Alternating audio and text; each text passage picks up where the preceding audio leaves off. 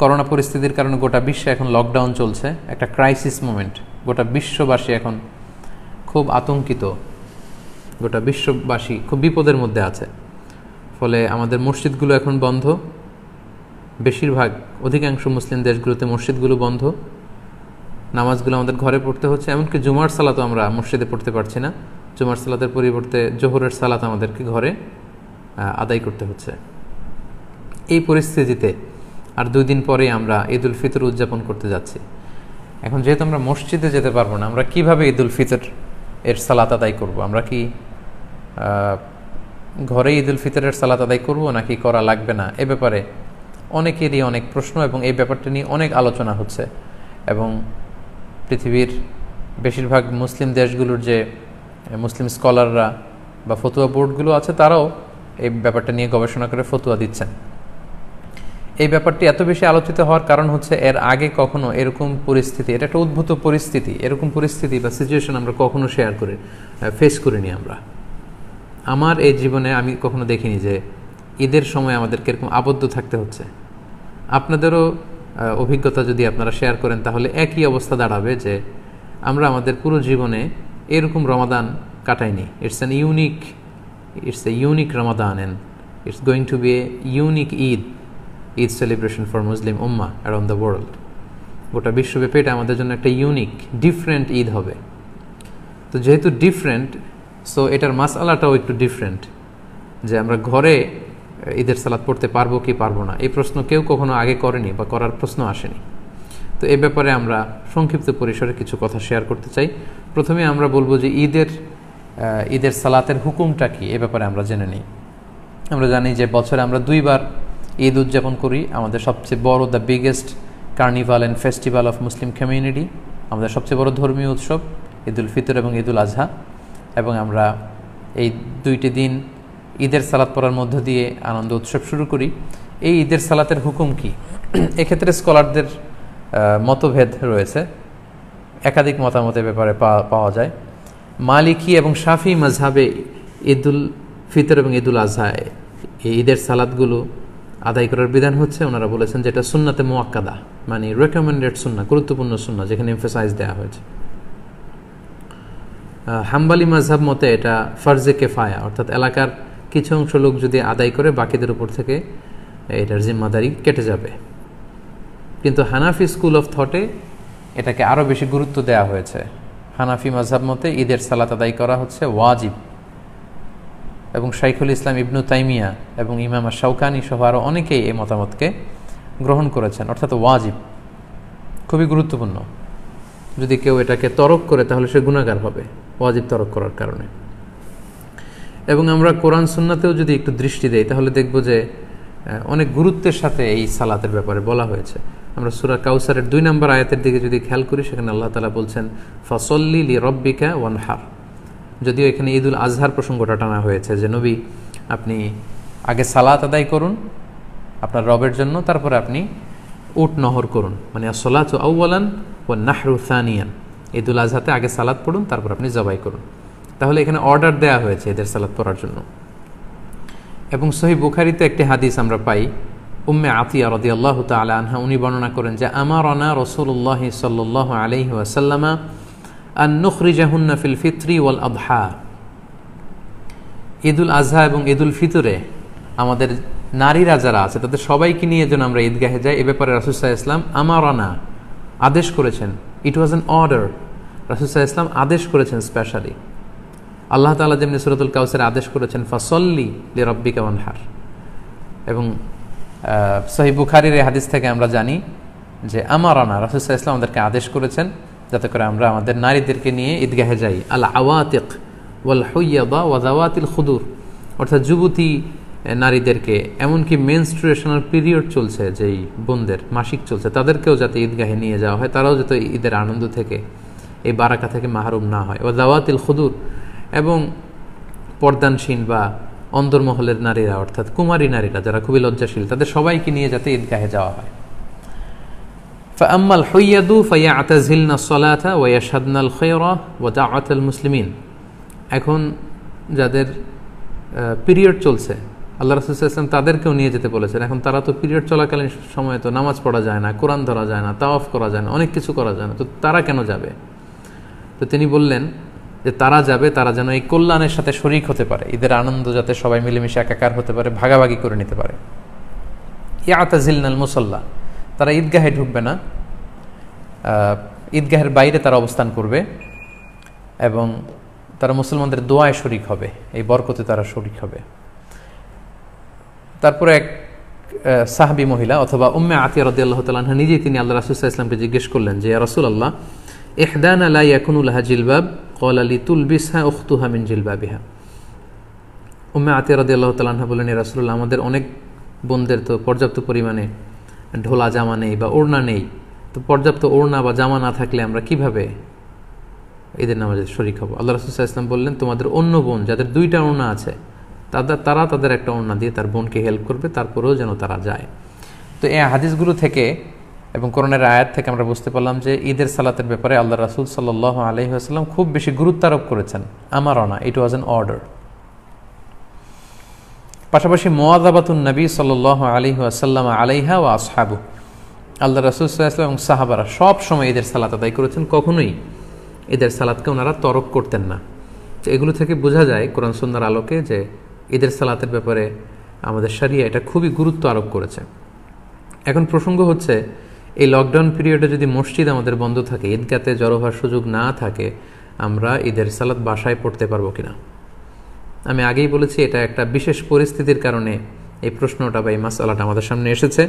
এর আগে সাধারণত আমরা এ জাতীয় প্রশ্নের সম্মুখীন হইনি। এটা একটা উদ্ভূত পরিস্থিতির কারণে এই কোশ্চেন সব জায়গায় রেইজ হচ্ছে।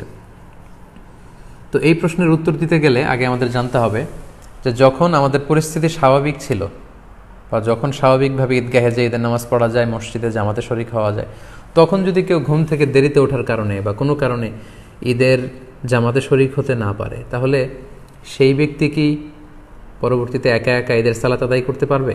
এটার উত্তরটা আমরা জেনে নিলে এই পরিস্থিতিতে আসলে আমাদের কি করা উচিত হবে এটা আমরা খুব সহজেই অনুমান করতে পারবো। ঈদের সালাত কেউ যদি মিস করে, সে একা একা বা জামাতে ঘরে এসে পড়তে পারবে কিনা, এ ব্যাপারে দুইটি মত।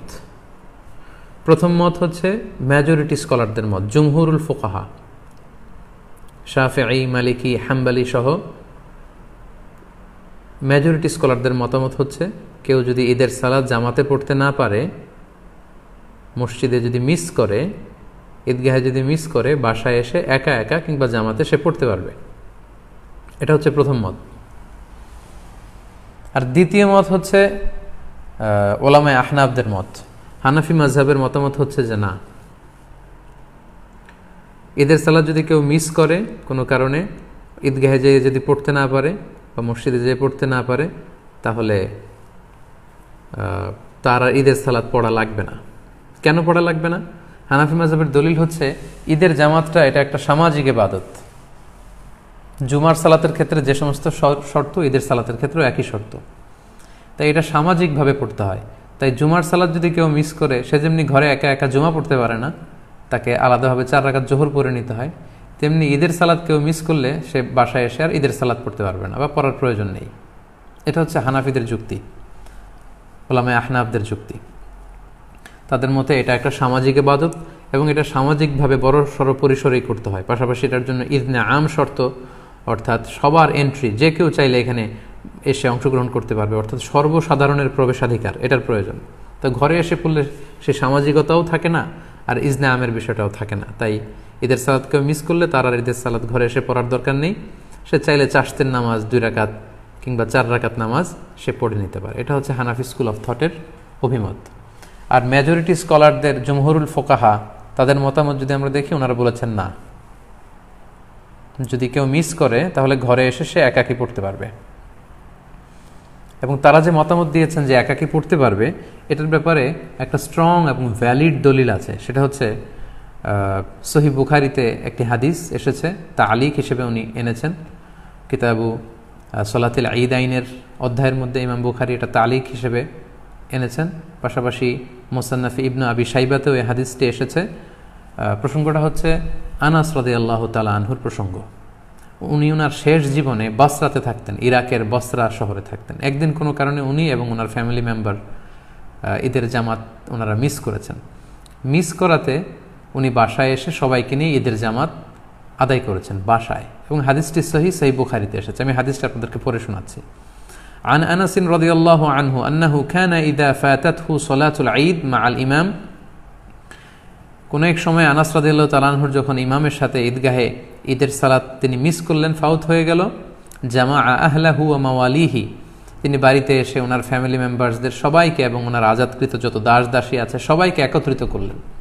সুম্মা কামা আব্দুল্লাহ ইবনু আবি উতবাতা মাওলাহু ফায়ুসাল্লি বিহিম রাকাতাইন, তারপর ওনার আজাদকৃত দাস আব্দুল্লাহ ইবনে আবি উতবা ওনাকে বললেন যে তুমি আমাদেরকে নিয়ে ঈদের সালাতের ইমামতি করো। আব্দুল্লাহ ইবনে উতবা আনাস রাদিয়াল্লাহু তাআলা আনহুর অনুমতিক্রমে সবাইকে নিয়ে 2 রাকাত ঈদের সালাত ঘরে আদায় করলেন বাসায়। ইউকাব্বিরু ফীহিমা, এবং প্রতিটি রাকাতেই তিনি অতিরিক্ত তাকবীরগুলো দিয়েছেন। এই হাদিসটা সহিহ। তো এই হাদিসের আলোকে মেজরিটি স্কলাররা, জুমহুরুল ফুকাহারা বলেছেন, যেহেতু আনাস রাদিয়াল্লাহু তাআলা আনহুর ঈদের সালাত মিস হয়েছিল, উনি ঘরে এসে জামাতে সবাইকে নিয়ে আদায় করেছেন। এই সহিহ হাদিসের আলোকে বোঝা যায় কখনো যদি কারো ঈদের সালাত মিস হয়ে যায় ঈদগাতে বা মসজিদে, তাহলে সে ব্যক্তিও ঘরে এসে একাকী কিংবা জামাতের সাথে ঈদের সালাত আদায় করতে পারবে। এটার ভ্যালিডিটি আছে, কেননা আল্লাহ রাসূল সাল্লাল্লাহু আলাইহি ওয়াসাল্লামের খুব কাছের একজন সাহাবা এমনটি আমল করেছেন। আনাস রাদিয়াল্লাহু তাআলা আনহু, যাকে বলা হয় খাদিমুর রাসূলিল্লাহ, আল্লাহ রাসূল সাল্লাল্লাহু আলাইহি ওয়াসাল্লামের খাদেম, 10 বছর তিনি আল্লাহ রাসূল সাল্লাল্লাহু আলাইহি ওয়াসাল্লামের খেদমত করেছেন। আল্লাহ রাসূল সাল্লাল্লাহু আলাইহি ওয়াসাল্লামের চিন্তা, চেতনা, অ্যাটিটিউড সম্পর্কে তিনি খুব ভালো জানতেন, এবং সেগুলোর আলোকে তিনি সিদ্ধান্ত নিয়েছেন যে মসজিদে মিস হলে এটা ঘরে পড়া যায়। এই দলিলের আলোকে মেজরিটি স্কলাররা বলেছেন পড়া যাবে। তো এখন এই লকডাউন পিরিয়ডে যেহেতু আমাদের মসজিদ বন্ধ, আমাদের অবস্থাটা অনেকটা এমনই যে আমরা ঈদগাহে যে জামাত পড়তে পারছি না। অনেকটা আনাস রাদিয়াল্লাহু তাআলা আনহুর এই ঘটনার সাথে কেয়াস করেই এখন আমাদেরকে সলিউশন খুঁজে নিতে হবে। তাহলে সলিউশনের ক্ষেত্রে 2টা দিক আমাদের দাঁড়ালো। হানাফি স্কুল অফ থট অনুযায়ী এটা একটা সামাজিক ইবাদত, এটাকে সামাজিকভাবে বড় সড় পরিসরে ঈদগাহে আদায় করতে হয়, এবং এটাতে ইজনে আম থাকতে হয়, সর্বসাধারণের প্রবেশাধিকার লাগে। এগুলো যদি না পাওয়া যায় তাহলে ঈদের সালাতের যে গুরুত্ব সেটা থাকে না, ফলে তার বাড়িতে এসে আর পড়ার দরকার নেই, 2 রাকাত 4 রাকাত নামাজ পড়ে নিলে হবে, নফল নামাজ। আর অন্যদিকে জুমহুরুল ফুকাহা, মেজরিটি স্কলারদের মতামত হচ্ছে যে না, কেউ মিস করলে বাসায় এসেও পড়তে পারবে, কেননা আনাস রাদিয়াল্লাহু তাআলা আনহু শুধু একাই পড়েননি, মুনফারিদান না, তিনি জামাতের সাথে সবাইকে নিয়ে পড়েছেন। এখন আমরা কি করব? আমরা কি ঈদের সালাত তরক করব, নাকি 2 রাকাত আমরা সালাত আদায় করব? সম্মানিত শুধু এই দীর্ঘ সময়ের বিশ্লেষণ শেষে আপনাদের কাছে আমি আমার ব্যক্তিগত অভিমতটুকু পেশ করতে চাই যে বর্তমানে যেহেতু এটা একটা কন্টেম্পোরারি মাসআলা, এবং আরব বিশ্বসহ পৃথিবীর বেশিরভাগ মুসলিম দেশের যে ফতুয়া বোর্ড, ওনাদের মতামত হচ্ছে যে আপনারা যেহেতু বাইরে যে ঈদের সালাত পড়ার সুযোগ নেই, আপনারা ঘরে ঈদের সালাত আদায় করুন। যেহেতু আনাস রাদিয়াল্লাহু তাআলা আনহু এমনটি করেছেন, এবং সেটার আলোকেই আমরা এই সিদ্ধান্তে উপনীত হতে পারি যে আমরা চাইলে আমাদের ঘরে ঈদের সালাত একা একাও আদায় করতে পারবো, জামাতের সাথেও আদায় করতে পারবো। আমরা জানি যে ঈদের সালাত ঈদের দিনের আনন্দকে অনেক গুণ বাড়িয়ে দেয়। আমরা যদি ঈদের সালাত আদায় না করে এমনি নফল নামাজ বা চাশতের নামাজ 2-4 রাকাত পড়ি, ঈদের আনন্দ কিন্তু আমরা পাবো না। আমরা জানি যে ঈদের সালাতে অতিরিক্ত তাকবীর দিতে হয়, যেটা অন্য কোনো নামাজে নেই, ফলে এটা ঈদের জন্য একটা বড় আনন্দের কারণ, এবং এটা অনেক বড় একটা শেয়ার। যেহেতু সহিহ হাদিস এখানে পাওয়া যাচ্ছে এবং মেজরিটি স্কলারদের মতামত পাওয়া যাচ্ছে, সেটার আলোকে আমরা চাইলে কিন্তু ঈদের সালাত আদায় করতে পারি।